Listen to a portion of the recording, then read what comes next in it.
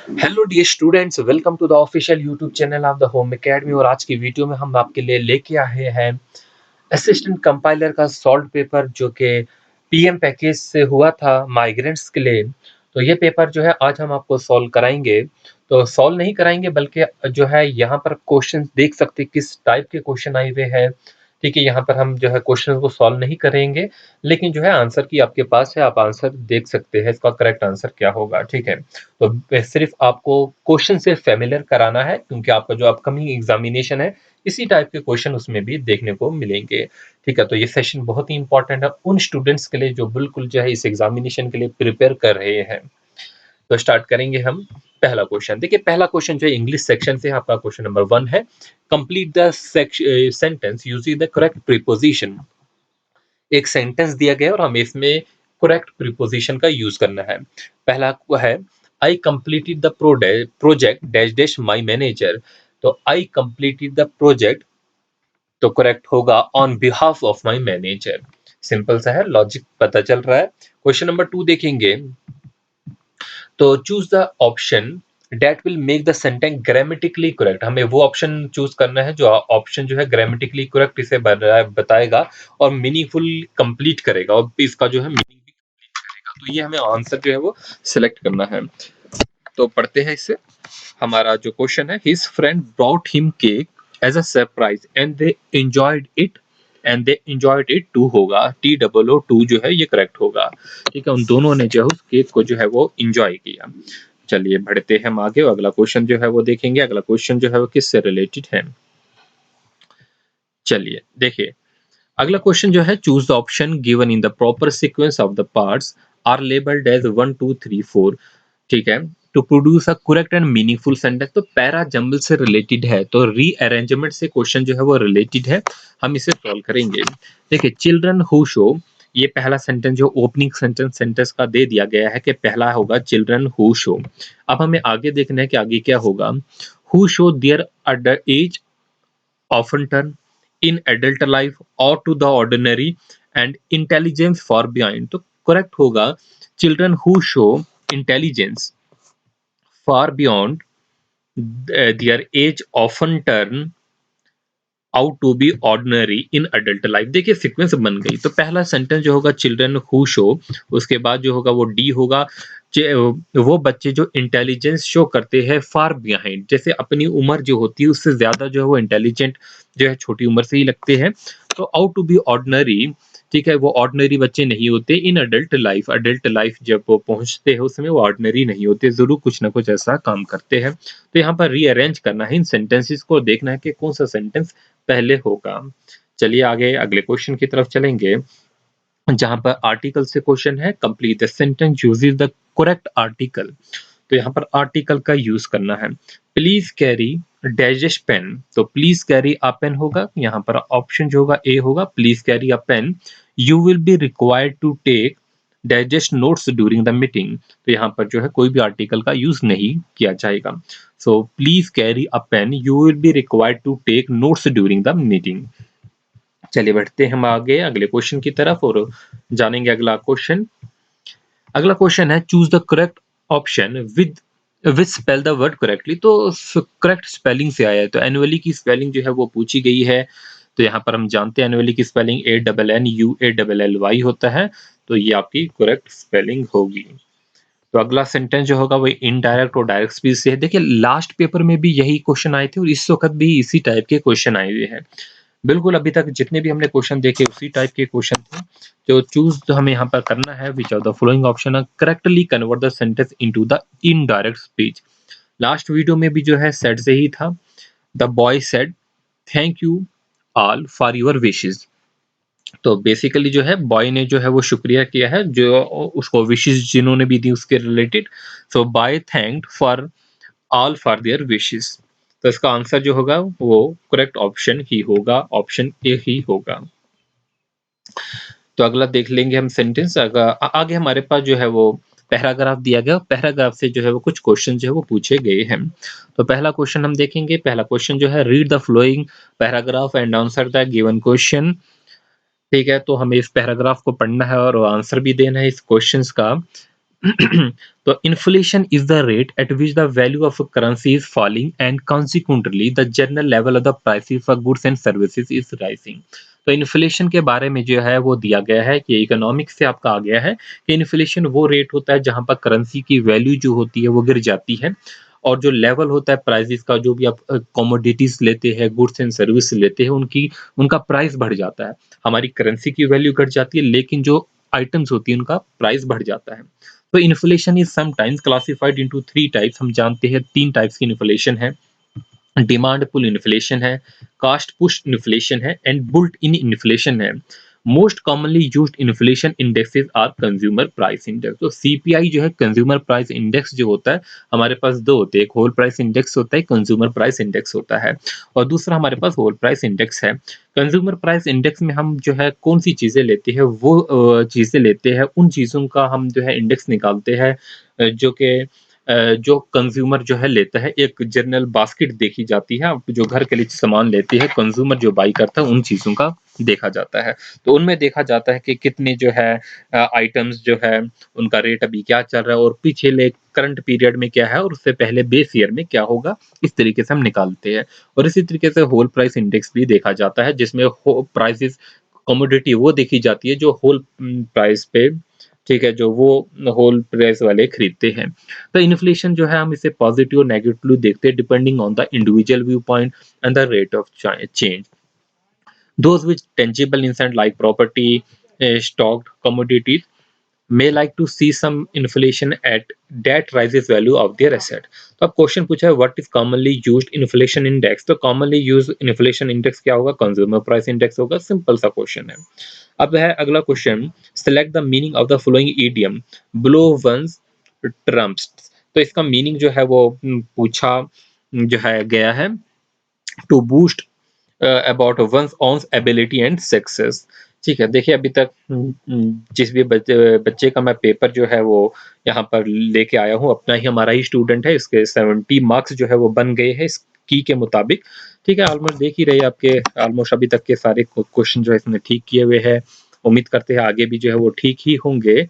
ठीक है, आगे देखिए what is the antonyms of the ascent. Ascent का जो है एंटोनियम क्या होगा। ठीक है, तो एसेंट जो है इसका एंटोनियम देखो, पहला इंक्रीज दिया गया, ये इसका साइनोनियम होगा, फॉलो प्रोवाइड साइनोनियम होंगे। तो यहाँ पर जो है ड्रॉप जो होगा वो इसका एंटोनियम होगा। अगला जो है choose the option that will make the sentence grammatically correct, जो है सेंटेंस बनाएंगे और मीनिंगफुली कंप्लीट सेंटेंस बनाएंगे। तो यहाँ पर हमें वो चूज करना है। सो ये जो है बेसिकली जो है क्वेश्चन जो है आपके वो डिटरमाइनर से है। दीज देयर वर 5 स्टूडेंट, ठीक है, dash dash book was dead. तो यहाँ पर जो है 5 स्टूडेंट है, पूछ रहे कि हुज बुक वाज डेड, ये बुक जो है वो किसकी है। चलते आगे आगे देखेंगे और वैरायटी के क्वेश्चन। ठीक है, choose the pair of the word. तो ये पेयर ऑफ द वर्ड्स है। पेयर ऑफ द वर्ड्स में हम जो है वो वर्ड्स देखते हैं, इनके मीनिंग ये मैं आपको जो है कंप्लीट करवाऊंगा अभी कुछ ही टाइम में मैं शुरू करूंगा ये sessions. Choose a pair of the word that will make the sentence grammatically correct और मीनिंगफुली करेक्ट बनाएंगे। तो please do not dash dash time on such dash dash matter. Please do not waste time होगा। तो ठीक है, तो waste time होगा on such जो है ट्रिफलिंग मैटर्स। तो ये आपका जो होगा ऑप्शन बी ही करेक्ट है। तो आइडेंटिफाई द पंक्चुएटेड सेंटेंस। देखिए लास्ट में भी जो है पंक्चुएशन से ही क्वेश्चन था, और इस टाइम भी जो है पंक्चुएशन से ही था। उसमें एक कॉमा का रिलेटेड जो है प्रॉब्लम दी गई थी, और यहाँ पर भी जो हम देखेंगे कॉमा के ही रिलेटेड है। करेक्टली पंक्चुएटेड सेंटेंस देखना है। ठीक है, देखिए चार्ले चैपलिन जो थे, ठीक है, authored the book my trip about abroad. ठीक है, तो अब देखिए पहला और दूसरा सेंटेंस देखेंगे अगर हम, देखिए यहाँ पर चार्ले और चैपलिन जो है, ठीक है, यहाँ तक जो है वो ठीक है। ऑथर द बुक, ठीक है, कॉमा। तो ऑथर द बुक के बाद जो है यहाँ पर कॉमा होगा। ठीक है, जो इसने सेंटेंस मार्क किया यहाँ पर कॉमा होना चाहिए था, ये वाला कॉमा। ठीक है, तो ये इतनी सी गलती दी गई है। तो आपका करेक्ट आंसर जो होगा वो ऑप्शन ए ही होगा। तो यहाँ पर तो सिंपल सा पता है तो कि इधर कॉमा नहीं है ऊपर, यहाँ पर भी नहीं है, तो इसका आंसर जो है यही होगा। ऑप्शन ए आंसर होगा। चलिए बढ़ते हैं हम आगे। तो एक बार स्टूडेंट्स देखिए, आप जो है हमारे होम एकेडमी यूट्यूब चैनल को जो है, अगर आपके लिए जो है लगता है कि ये सेशंस इम्पोर्टेंट है, ठीक है, क्योंकि ये सीबीटी पेपर हम आपके लिए लेके आए हैं, ठीक है, तो आप इस चैनल को जो है ज़रूर शेयर कीजिए अपने दोस्तों के साथ। वो हर कोई बच्चा जो इसके लिए प्रिपेयर कर रहा है, उनके साथ शेयर कीजिए। और अगर आप किसी और एग्जामिनेशन के लिए भी प्रिपेयर कर रहे हैं, ठीक है, तो इसको चैनल को जो है ज़रूर सब्सक्राइब कीजिए, फेसबुक से जुड़िए, बाकी सारे जो है हमारे मीडिया से जुड़ जाइए। अब है choose the pair of the word that will make the sentence grammatically correct and the meaningfully complete. It was his negligence, simple सा पता चल रहा है, इट वॉज हिज नेग्लिजेंस, क्योंकि यहाँ पर एक सीरियस कॉन्सिक्वेंस के बारे में बात की गई है, that led to the serious consequence, simple है। अगला क्वेश्चन देखेंगे, आइडेंटिफाई द फ्रेज, हमें फ्रेज को जो है वो आइडेंटिफाई करना है। She brought a glass full of water, तो she brought a glass full of the water. तो identify the phrase use in the following sentence. तो इस सेंटेंस में हमें जो है फ्रेज को आइडेंटिफाई करना है। तो यहाँ पर फ्रेज का मीनिंग नहीं है, बल्कि फ्रेज को आइडेंटिफाई करना है कि इसमें फ्रेज क्या होगा। हम जानते हैं क्लास और फ्रेज का अगर हम डिफरेंस ही देखेंगे, क्लास क्या होता है, फ्रेज क्या होता है, ये समूह होता है वर्ड्स का, ठीक है। तो यहाँ पर जो है शी बॉट जो होगा ये आपका जो है फ्रेज नहीं है। अ glass full of water, simple सा पता चल, जो फुल ऑफ वाटर है ये आपका जो होगा वो फ्रेज होगा, ये ग्लास भी नहीं होगा, ब्रॉट अप भी नहीं होगा। तो इतना जो है आप जो है कॉमन सेंस से भी आंसर दे सकते हैं। देखिए अगला जो है हमारे पास इंग्लिश के आपके 15 क्वेश्चन है, और 15 क्वेश्चन जो है वो अगला जो है वही इन्फ्लेशन वाला जो हमने पैराग्राफ पढ़ा था उसी से क्वेश्चन है। Based on the paragraph above what is meant by the inflation. तो इन्फ्लेशन क्या होता है हमें पता है, एक तो वैल्यू जो करेंसी की हमारी वैल्यू है उसका फॉल होना, और दूसरा गुड्स और जो सर्विसेज है उसका इंक्रीज होना, ठीक है, गुड्स एंड सर्विसेज का इंक्रीज होना और वैल्यू ऑफ द करेंसी का फॉल होना, ये आपका जो है वो इन्फ्लेशन होगा। अब अगला जो है मैथमेटिक्स से रिलेटेड है, सेम क्वेश्चन देखिए, लास्ट पेपर में भी यही क्वेश्चन आया हुआ था, और इस टाइम भी जो है वो यही क्वेश्चन जो है वो आया हुआ है। तो यहाँ पर जो है ग्राफ ऑफ द इक्वेशन दिया गया है 5x minus 6y is equal to 1। ये क्या रिप्रेजेंट कर रहा है, और ये रिप्रेजेंट कर रहा है straight line passing through. Same question repeat हुआ है, जो उस टाइम क्वेश्चन था इस टाइम भी यही क्वेश्चन है। तो आप सोच सकते हो कि ये सेशंस आपके लिए इंपॉर्टेंट है, आपको इन चीजों को जरूर तैयार करना है। तो हम मॉक टेस्ट में भी इसी टाइप के क्वेश्चन जो है वो इंक्लूड करेंगे। और देखिए जो हमने अभी तक मॉक टेस्ट बनाया हुआ था, कुछ क्वेश्चन तो आपके इसमें मैंने जो है सिविक्स और जीके के देख लिए, सेम क्वेश्चन जो है वो कल के पेपर में जो हमने इससे पहले पेपर अपलोड किया था उसमें रिपीट हो गए। अब उन क्वेश्चंस को वहां से रिमूव करके कुछ और क्वेश्चन ऐड कर देंगे, ठीक है, क्योंकि ये क्वेश्चन जो है फेमिलियर हो चुके हो। अगला क्वेश्चन जो है वो प्रोबेबिलिटी से है। यहाँ पर ए डेक ऑफ 52 कार्ड है, उनको शफल किया जाता है, कार्ड को ड्रा किया जाता है रैंडम में। द कार्ड इज नोटेड, ठीक है, for replaced the entire deck is shuffled again and the card is drawn again, the card is also noted, find the probability that the board the cards जो होंगे वो club होंगे। तो इसका answer जो आपका करेक्ट है 1/16 है। अब जो है हमारा जो है प्रॉफिट एंड लॉस से क्वेश्चन आप देख सकते हैं। क्वेश्चन लास्ट टाइम में भी इसी टाइप का जो है क्वेश्चन था, इस टाइम भी जो है इसी टाइप का क्वेश्चन है, सिर्फ वैल्यूज जो है वो चेंज की गई है। तो एक आर्टिकल है जिसको सोल्ड किया गया है 46 में, और उसमें 10% प्रॉफिट मिला है। अगर इसी इसी को जो है हम 39.90 पे जो है सोल्ड करेंगे तो जो है परसेंटेज ऑफ प्रॉफिट होगा या लॉस होगा। तो हमको पता है 46 में हम सेल करें तो 10% का प्रॉफिट है। अब उसी को 39 में कम कर दी हमने कीमत बेचने की, तो हमें जो है वो लॉस ही होगा, ठीक है। तो लॉस होगा तो लॉस ही होगा, तो ऑप्शन जो है या पहला होगा या दूसरा होगा। अब यही निकालना है कि कितना लॉस होगा, सिंपल क्वेश्चन है। जब हम करेंगे प्रॉफिट लॉस की चीजें, आप देख ले। अगला हमारे पास क्वेश्चन जो है वो सिंप्लीफिकेशन से क्वेश्चन है, सिंप्लीफाई करना हमें इस इक्वेशन को। और फिर उससे अगला जो क्वेश्चन होगा वो surface area of the resulting cube से है क्वेश्चन। आप देख लीजिए अभी तक हमने जो कल का पेपर देखा था उसमें 3 क्वेश्चन जो थे वो सरफेस एरिया से थे, total surface area of the resulting cube. और आज जो है पेपर जो है, आज जो है क्वेश्चन जो आए हुए हैं आज जो क्वेश्चन आए हुए हैं 2 क्यूब्स दिए गए हैं, 4 सेंटीमीटर जो है इसमें एज है, तो रिजल्टिंग क्यूब जो सरफेस एरिया जो है रिजल्टिंग क्यूब का, तो ये क्वेश्चन भी जो है वो जॉइनिंग से आया है। तो मैंने आपको बोला था फिगर जॉइनिंग से क्वेश्चन आ रहे हैं और आप देखेंगे 2 क्यूब जो है जिसका 4 सेंटीमीटर एज है, 2 क्यूब्स को जो है वो जॉइन किया जा रहा है। एक क्यूब यहाँ पर है तो एक कॉइन यहाँ पर होगा, उनको दोनों को जो है वो जॉइन किया जा रहा है। तो रिजल्टिंग सरफेस एरिया जो होगा वो हमें निकालना है। तो इस तरीके से क्वेश्चन है, इसका आंसर जो होगा वो जो है वो बी दिया गया है। फिर अगला जो है सिंपल इंटरेस्ट है जिसमें हमने find the sum of the money निकालना है। The simple interest of the sum of money for 3 years के लिए जो है 12% दिया गया है और पर ठीक है per annum is rupees 2070 find the sum of the money. तो इस टाइप का क्वेश्चन है। चलिए अगला देखेंगे। अगला हमारे पास एपी सीरीज से है। एपी सीरीज में दिया गया है find the sum of the 10 terms of an AP whose term is given by an 3n + 4। तो ये हमें जो है निकालना है find the sum of the 10 terms of an AP. तो आंसर जो आपका करेक्ट है वो ऑप्शन डी है। तो देख लीजिए हम इस क्वेश्चन को जो है वो कैसे करेंगे।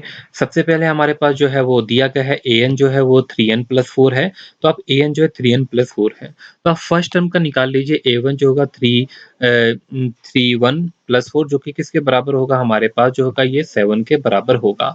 इसी तरीके से हम निकालेंगे a10 का। a10 जो है वो कैसे निकालेंगे, 3 × 10+4 होगा, 3 10 30+4 होगा जो कि कितना होगा 34 होगा। ठीक है, तो 8 जो है वो 34 होगा, इस तरीके से लिख लीजिए। अब आपका काम क्या होगा, अब आपको जो निकालना है वो Fn निकालना है, जो कि हम निकालेंगे किस तरीके से, मैं आपको दिखा देता हूँ। अगर ठीक है, ये मेरे पास जो है वो टैब नहीं है, ग्राफिक टैब नहीं है, ऐसे लिखना काफ़ी मुश्किल हो जाता है। तो बस n/2 करेंगे हम, ठीक है, फिर इनटू a1 + an करेंगे, इस तरीके से हम निकालेंगे। ठीक है, तो n/2 क्या होगा, 10/2 होगा, मतलब 5 होगा।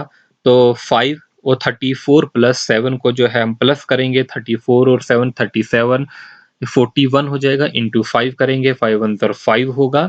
और तो ये हमारे पास आंसर जो है कुल मिलाकर जो होगा वो फिर 205 आएगा। होपफुली आपको समझ आ गया होगा। यहाँ से लिखना मेरे लिए काफ़ी मुश्किल है। सबसे पहले आपको a1 निकालना है और फिर जो है वो a10 निकालना है। हमारे पास क्योंकि n टर्म का दिया गया था, टर्म जो थी वो 10 थी, तो इसमें हमने Sn का फार्मूला लगाएंगे, n/2 a + an निकालेंगे। तो a1 जो है हमारे पास वो कितना था, वो 7 निकला था, an हमारे पास 34 निकला, 7 + 34 जो होगा वो आपका 41 होगा। ठीक है, इस 41 को हम मल्टीप्लाई कर रहे हैं n/2 से। n कितना है हमारे पास, n जो है वो 10 है और 10/2 जो होगा वो 5 होगा। तो यहाँ पर इसको मल्टीप्लाई कीजिए, जो हमारा आंसर होगा वो 205 होगा। तो इस टाइप के क्वेश्चन है, कुछ टफ क्वेश्चन नहीं है। उम्मीद करते हैं कि आप ये सारी चीजें करेक्ट करेंगे।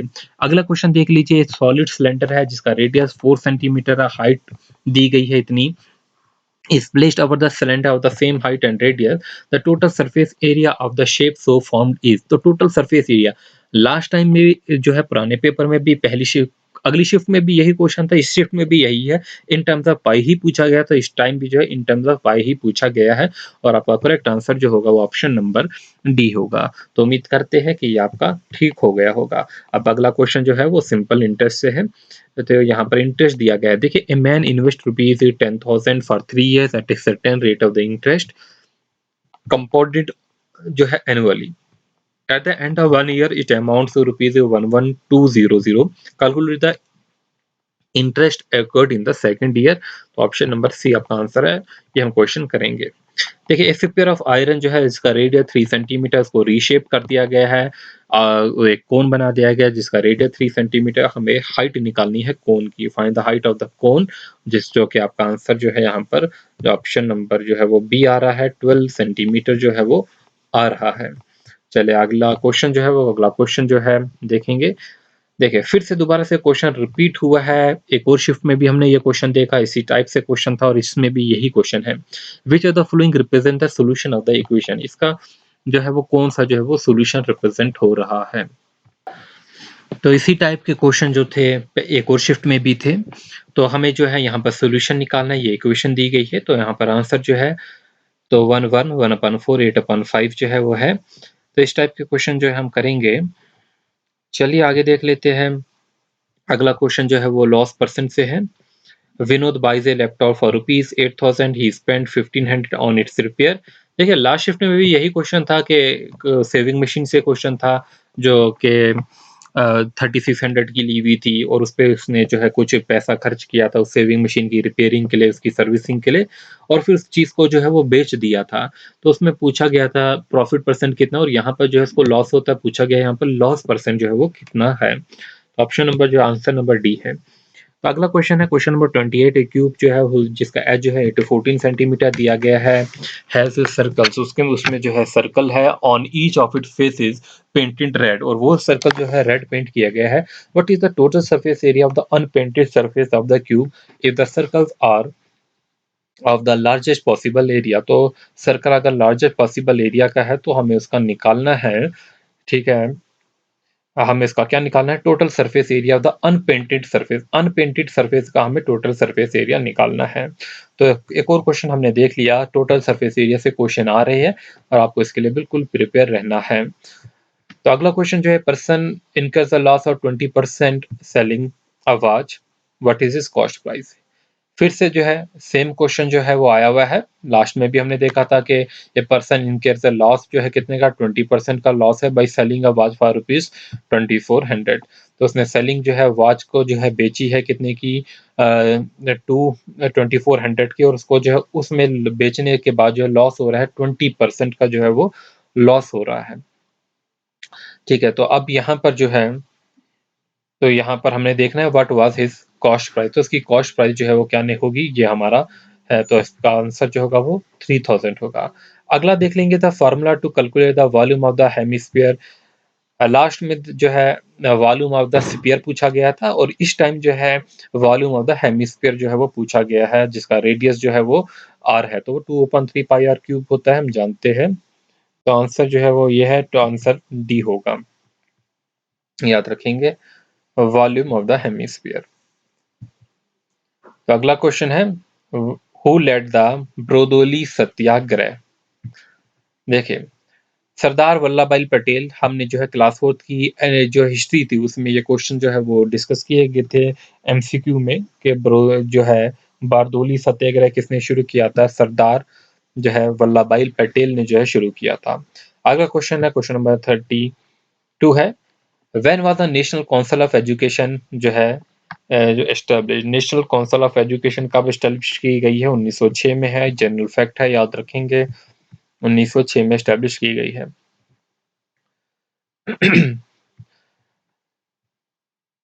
तो अगला क्वेश्चन है, the purpose of Welby commission was to study. Welby commission जो है उसका पर्पस क्या है कि किस चीज की वो स्टडी करेगी, वेस्टफुल एक्सपेंडिचर इन इंडिया। अगला क्वेश्चन देखेंगे, name the place where the Indian national Congress was established. Same question जो है पूछा गया था, और ये भी पूछा गया था कांग्रेस के पहले सेशन में जो है कितने मेंबर्स थे, और यहाँ पर भी इंडियन नेशनल कांग्रेस से क्वेश्चन पूछा गया है, तो ये बम्बई होगा। इंडियन नेशनल कांग्रेस कहाँ पर एस्टैब्लिश की गई, बम्बई। बहुत बड़े क्वेश्चन मैंने डिस्कस किए हुए हैं। अगला देख लेते हैं question, what did the Labour government that came to power in Britain in 1945 commit to. तो लेबर गवर्नमेंट ही जो थी जब ब्रिटेन में आई थी, उन्होंने ये कहा था कि इंडिया को जो है इंडिपेंडेंस आज़ादी दे देंगे। तो व्हाट डिड जो है Labour government that came to power in Britain in 1948 commit to grant independence to India. ठीक है, और देखिए लास्ट वीडियो में ये पूछा गया था कि किसने ऐलान किया था कि अब ब्रिटिश खतरे में है। तो इस तरीके के क्वेश्चन जो है वो आ रहे हैं, इंडिया में जो है ब्रिटिश खतरे में है, तो वो पूछा गया था। और इस टाइम पूछा गया है कि वो कि जो है किसने ऐलान किया था कि हम इंडिपेंडेंस देंगे इंडिया को। तो struggle for the partition of Bengal resulted in, तो बंगाल का जो पार्टीशन था उसके बाद जो है स्वदेशी मूवमेंट जो है वो स्टार्ट हो चुकी थी। अब अगला ऑप्शन जो है मुस्लिम लीग से एक और क्वेश्चन है, लास्ट शिफ्ट में भी हमने देखा था कि मुस्लिम लीग से क्वेश्चन आए हुए हैं। Where was the All India Muslim League for, तो हम सभी जानते हैं ढाका में जो है वो शुरू हुई थी। अगला क्वेश्चन है, India independence started in a small way with the start of, तो इंडियन नेशनल कांग्रेस के बनने से ही जो है स्टार्ट हो चुकी थी आज़ादी की लड़ाइयाँ। ठीक है, तहरीक बोलेंगे, इंडिया इंडिपेंडेंस जो है वो स्टार्ट हो चुकी थी in a small way with the start of the Indian national Congress. चलिए अगला, क्वेश्चन है, क्वेश्चन नंबर 39 है, where was the greatest impact of the first world war seen in India. तो इंडिया का जो ग्रेटेस्ट इम्पैक्ट था first world war पे वो क्या था, इकोनॉमिक एंड पॉलिटिकल सिचुएशन ही थी, काफी जो है वो इकोनॉमिक लॉस और पॉलिटिकल सिचुएशन जो थी। तो अगला क्वेश्चन है, who plan the India Indian National Army to overthrow the British. तो ये सुभाष चंद्र बोस ही होंगे। चलिए अगला क्वेश्चन जो है वो देखेंगे। अगला क्वेश्चन जो है वो क्या है, अगले क्वेश्चन में पूछा गया है, why was the planning commission set up in 1950। Planning commission जो है इंडिया में सेटअप की गई इकोनॉमिक प्लानिंग की अगर हम बात करेंगे, जब ब्रिटिश जो है वो इंडिया से चले गए थे, उस टाइम जो थी इकोनॉमिक कंडीशन जो थी बहुत बुरी हालत में थी। तो हमने जो है इकोनॉमिक प्लानिंग जो है वो स्टार्ट की 1951 में, हमने पहला प्लान बनाया जिसमें हमने एग्रीकल्चर पे फोकस किया। 1956 में हमने अगले 5 सालों के लिए प्लान बनाया जिसमें हमने अपनी इंडस्ट्रीज पे फोकस किया। तो इस तरीके से जो है प्लानिंग कमीशन जो हमने सेटअप की गई थी 1950 में। तो इसमें करेक्ट ऑप्शन जो होगा वो आपका जो होगा वो why was the planning commission set up in India. देखिए building of large dam, steel development, ये तो नहीं होगा, ये तो इंडस्ट्रीज में ही आता है। एग्रीकल्चर डेवलपमेंट हम कह सकते हैं कि एग्रीकल्चर डेवलपमेंट में भी बात की थी, बट हमने मेन जो फोकस था वो इकोनॉमिक डेवलपमेंट में था। तो इन दोनों में जो है चॉइसेस में जो है कंफ्यूजन हो सकती थी, बट हमारा जो है खाली पहला प्लान ही जो था वो एग्रीकल्चर डेवलपमेंट से रिलेटेड था, बाकी तो हमारा जो है इकोनॉमिक डेवलपमेंट पे बात की गई थी। तो इसका करेक्ट ऑप्शन जो है वो डी ही होगा। ठीक है, अब अगला क्वेश्चन जो है हम देखेंगे। देखिए गांधी इरविन पैक्ट जो है आप जो है ये देखेंगे क्लास 4 में भी पूछा गया था और यहाँ पर भी पूछा गया था। तो what did the Gandhi Irwin pact जो है symbolise, Mahatma Gandhi consent to participate in the second round table conference. अगला क्वेश्चन है, क्वेश्चन नंबर 43 है, ब्रिटिश जो है fought back and recaptured Delhi in digest 1857 in December September. तो ये करेक्ट आंसर जो होगा सितंबर 1857 में जो है ब्रिटिशर्स ने जो है दोबारा से रिकैप्चर कर लिया था दिल्ली को। अगला क्वेश्चन जो है क्वेश्चन नंबर 44 है, क्लास 4 की वीडियोस अगर आप देखेंगे उसमें भी मैंने बहुत बार डिस्कस किया है। In which year did the Vasco da Gama discover the sea route in India. देखिए वास्को ड गामा से कल भी क्वेश्चन आया था, एक और शिफ्ट में भी, फोर्थ वाली शिफ्ट में भी आया हुआ है, थर्ड वाली शिफ्ट में भी आया है। तो वहां पर पूछा गया था वो जब इंडिया आए तो कहाँ पर उतरे, किस शहर में उतरे। उस सिटी का नाम जो कालीकट था, और वो यहाँ पर पूछा गया डेट, तो 1498 जो है डेट होगी। ठीक है, अगला क्वेश्चन जो है, in which year did the United Nation came into being. उस पहली शिफ्ट में पूछा गया था इंडिया कब से यूनाइटेड नेशन का मेंबर था, और यहाँ पर पूछा गया इंडिया जो है वो ये यूनाइटेड नेशन कब बना है, 1945 में। अगला जो है देखेंगे क्वेश्चन, एक क्वेश्चन हमारे पास आता है, ये क्वेश्चन है, what is a tendered voter use, when is a tendered voter use. देखिए टेंडर्ड वोटर जो है वो क्या होता है, अगर जो है कोई हमारी जगह जो है वोट देने जाए हमारे नाम पे, उसे हम टेंडर्ड वोट कहते हैं। If someone else has cast the vote in your name, तो वो टेंडर्ड वोट कहलाता है। क्वेश्चन नंबर जो है वो 47 के बारे में डिस्कस करेंगे, विच of the following statement is true. इसमें से कौन सी स्टेटमेंट जो है वो ट्रू है।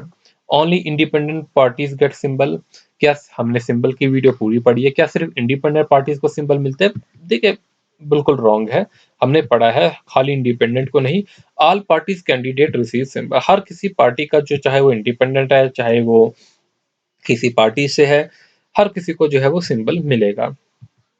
अगला क्वेश्चन जो होगा, अब पब्लिक ओपिनियन से लास्ट में भी पूछा गया था, यहाँ पर भी पूछा गया है, what are the ways of collecting the public opinion through issuing pamphlet. क्या हम पैम्पलेट बांट के जो है वो पब्लिक ओपिनियन, नहीं, through the public polls, public में जो है पोल कराएंगे तो ही पता चलेगा पब्लिक ओपिनियन क्या है। और लास्ट में भी यही क्वेश्चन है, जो मेजोरिटी पब्लिक ओपिनियन होता है उसी को माना जाता है। ठीक है, ना ही स्लोगन्स होंगे या कुछ और, अच्छे से हम पढ़ चुके हैं। क्वेश्चन नंबर 49 है, when does the campaigning generally begin. तो कंपेनिंग जो है कब जो है वो शुरू होती है। देखिए मैंने आपको कंपेनिंग में पढ़ाया भी अच्छे तरीके से, खासकर बात भी कही थी, after the announcement of the final list of the candidate, जब हम फाइनल लिस्ट की अनाउंसमेंट कर देते कंपेनिंग जो है वो जो है स्टार्ट हो जाती है। बट मैंने आपको बोला भी था कि ये ऐसे क्वेश्चन में जो है एमसीक्यू में भी डालूंगा और अपने मॉक टेस्ट जो मैं बनाऊंगा उसमें भी स्टैंडर्ड के क्वेश्चन होंगे। अब देखिए यहाँ पर क्वेश्चन आया हुआ after the announcement of the final list of the candidate के कंपेनिंग जो है शुरू होती है, बट कंपेनिंग कब बंद होती है, इस टाइप का क्वेश्चन जरूर जो हम डिस्कस करेंगे उसमें मॉक टेस्ट में। ठीक है, तभी मैं कहता हूँ कि मॉक टेस्ट जो होगा वो आपको क्वालिटी का होगा। देखिए मैंने पढ़ाते वक्त इस बात को कहा था और देखिए क्वेश्चन आया हुआ है। ये नहीं देखना है कि क्वेश्चंस कितने आपको मिल रहे हैं, चाहे मैं 5000 क्वेश्चन दे दूं उसमें से एक क्वेश्चन भी ना आपके एग्जामिनेशन में आए तो वो वेस्ट होगा। ठीक है, 100 क्वेश्चन अगर मैं देता हूँ, अगर 100 में से आपके 15 क्वेश्चन भी आ जाते हैं तो उसे हम जो है वो सक्सेस मानते हैं। देख लीजिए सिविक्स हम पढ़े हैं, आपको जो है हर चीज जो है पता चलेगी यहाँ से। Universal adult franchise is based on the idea. तो यूनिवर्सल एडल्ट फ्रेंचाइज क्या है कि वोट देने का अधिकार है। हर किसी इंसान को जो है वोट देने का अधिकार है, बशर्ते ये कि वो एडल्ट हो। तो नो डिस्क्रिमिनेशन होगी, सिंपल सी बात है। कितनी बार हमने अच्छे से पढ़ा हुआ है, उन वीडियोसों को रिवाइज कीजिए, देखिए उन्हीं से क्वेश्चन यहाँ पर है। तो non conferring the directive principle of the state policy. देखिए directive principle of the state policy जो है हमने बात की थी, नॉन जस्टिसेबल है। पहला ही मेरा पॉइंट ही ये था कि directive principle of state policy जब पढ़ाई थी इस बात को अच्छे से डिस्कस किया गया था, वो नॉन जस्टिसेबल है जस्टिसेबल है, तो यही आपका आंसर है। आंसर ए होगा नॉन जस्टिसेबल। अगला क्वेश्चन है the United nation was founded as a successor to. देखिए यूनाइटेड नेशन से पहले हमारे पास लीग ऑफ नेशन था। लीग ऑफ नेशन जो था लड़ाइयाँ रोकने में जो है नाकाम हो चुका था, तो उसको जो है हमने इसके बाद जो है यूनाइटेड नेशन का गठन किया था। तो यूनाइटेड नेशन का answer the league of the nation होगा। अब हम बात करेंगे, is proxy vote accepted during the presidential election. क्या प्रॉक्सी वोट जो है वो एक्सेप्ट किया जाता है प्रेसिडेंट के इलेक्शन में। तो यहाँ पर सबसे पहले प्रॉक्सी वोट को समझ जाइए। प्रॉक्सी क्या होता है, आप क्लास में प्रॉक्सी लगाते हैं ना, अगर कोई बच्चा एब्सेंट होता है तो आप ही की क्लास में कोई प्रॉक्सी लगाता है। तो प्रॉक्सी वोटिंग जो है एक फॉर्म ऑफ वोटिंग है जहां पर मेंबर जो होता है डिसीजन मेकिंग बॉडी का, तो वो अब मे बी या कोई पूरा डेलीगेट होगा जो अपनी वोटिंग पावर किसी और रिप्रेजेंटेटिव को दे देता है अपनी एब्सेंस में। ठीक है, तो वो प्रॉक्सी वोट कहलाता है। तो प्रेसिडेंट के इलेक्शन में जो है प्रॉक्सी वोट जो है वो एक्सेप्ट नहीं किया जाता है, याद रखेंगे। तो अब अगला क्वेश्चन फिर से यूनिवर्सल एडल्ट फ्रेंचाइज से है। ठीक है, हमने यहाँ डिस्कस किया हुआ है। It refer to a saving scheme. कोई सेविंग स्कीम नहीं है ये। It refer to the practice of allowing only adult Indians to be employed. Employment की बात नहीं है, वोटिंग से रिलेटेड है। It refer to the system of allowing all the adult Indian to the vote. देखिए क्वेश्चन हमने काफी discuss किया हुआ है। पूरी वीडियो तभी मैं कहता हूँ कि आप जो है सिर्फ एमसीक्यू ना देखें बल्कि वीडियोस देखिए। क्वेश्चन नंबर 55 है, out of the Rajya Sabha members 12 members are nominated by. हमने ये बात की थी प्रेसिडेंट जो है मेंबर्स को नॉमिनेट करता है, तो हमने ये अच्छे से उसमें डिस्कस किया था कि प्रेसिडेंट के पास पावर होती है कि वो मेंबर को नॉमिनेट करते हैं। तो यहाँ पर आंसर जो होगा वो बी ही होगा, नॉमिनेट। देख लीजिए, देखिए जो स्टूडेंट है इसने ऑलमोस्ट सारे क्वेश्चन जो है वो ठीक किए, बहुत कम ऐसे क्वेश्चन हैं जो इसके ठीक नहीं है। सो fundamental rights help in. Fundamental जो राइट्स है वो किस में मदद करता है, protect in the women around. खाली वुमेन्स को प्रोटेक्ट करता है ऐसी बात नहीं है। फंडामेंटल राइट जो है ह्यूमंस को जो है इन जनरल जो है प्रोटेक्ट करता है, ना ही। सिंपल सा आंसर है protecting the humans in general. Question number 57 है, panchayat and the municipals are controlled bye.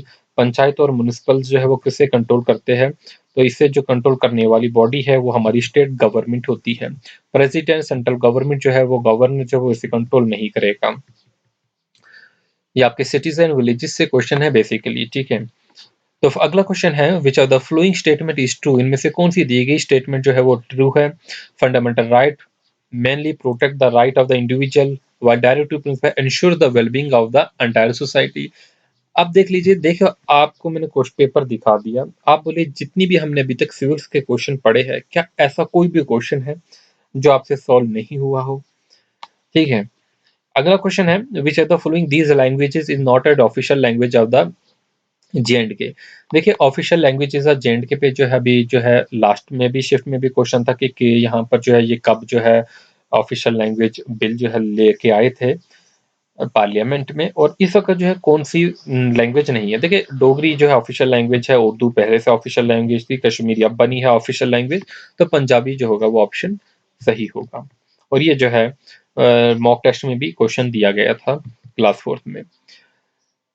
अब अगला हमारा जो है रिप्रेजेंटेशन से क्वेश्चन है, the area based system of representation for election area based representation की अगर हम बात करते हैं तो वो हमारी कॉन्स्टिट्यूएंसी कहलाती है। तो ठीक है, न जाने इसने क्यों गलत किया हुआ है, क्योंकि ये तो वीडियो मैंने ऑलरेडी रिप्रेजेंटेशन पे पहले ही दी थी।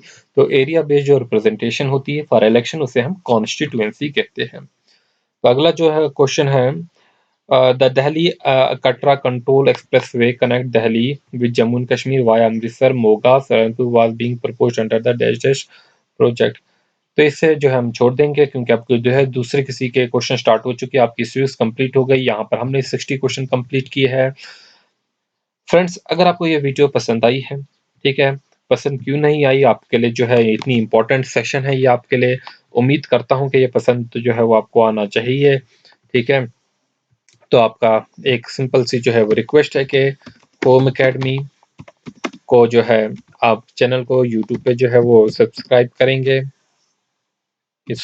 करेंगे हमारे फेसबुक पेज को, ठीक है, और साथ में जो है इंस्टाग्राम को फॉलो करना ना भूलें, और टेलीग्राम पे जो है ज्वाइन हो जाइए। अब टेलीग्राम पे जो है ज्वाइन हो जाइए, ताकि जो है आपकी जो है हेल्प जो है वो हो सके एग्जामिनेशन से पहले। तो इनके लिंक जो है वो डिस्क्रिप्शन में दिए जाते हैं। अगर आप नहीं भी जो है वो वहां से ज्वाइन हो रहा है, सिंपल से जो है फेसबुक पे होम एकेडमी सर्च कीजिए, आपको पेज निकल जाएगा, उसमें 10,000 प्लस जो है फॉलोवर है।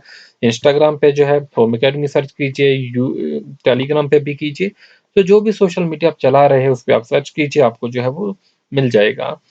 ठीक है, तो क्योंकि ये एक्चुअल पेपर है, सीबीटी है, और एक बात मान लीजिए, क्वेश्चन देखा हमने कि रिपीट हो रहे हैं हर शिफ्ट के क्वेश्चन। अगर मैं बताऊं आपको, सारी शिफ्टों में क्वेश्चन रिपीट हो रहे हैं।